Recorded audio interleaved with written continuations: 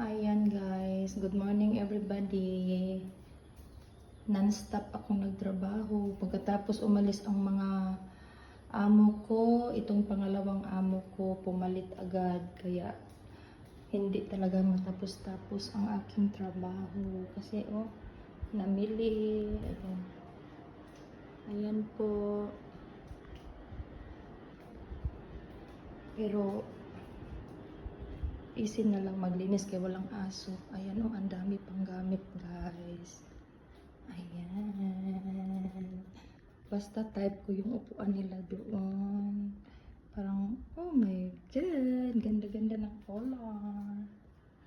Ayan, magandang umaga sa lahat. Ayan. Ayan po sa labas. Ang dami pang gamit.